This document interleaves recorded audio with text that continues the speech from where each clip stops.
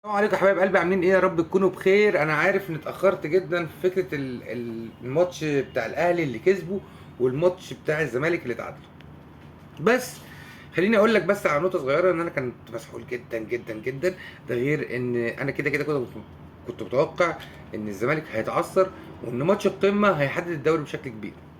يعني اقدر اقول لك ان انا كنت متوقع، ويمكن في واحد صاحبي انا كنت قايل له ان الزمالك هيقابل الاهلي، والزمالك مركز تاني والاهلي مركز رابع. يعني عشان هوب الاهلي يكسب، فالزمالك الاهلي يبقى تاني والزمالك يبقى تالت، ونشوف بقى المصري اللي كده كده ركبه هتخبط. مشكله المصري الوحيده ان هو ما عندوش دكه قويه قد اللي موجودين.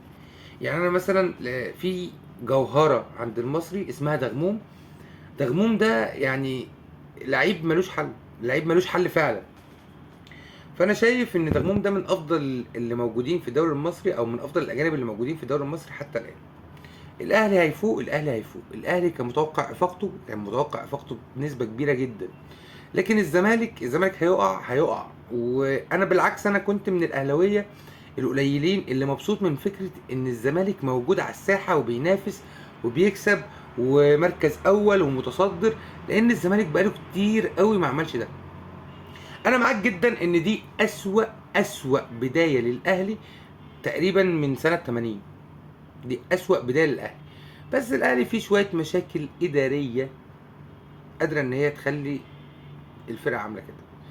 الاهلي كده كده هيفوق ان شاء الله. الاهلي هيرجع تاني وهيركب الدوري، والاهلي لما بيركب ما بينزلش. صباح الفل.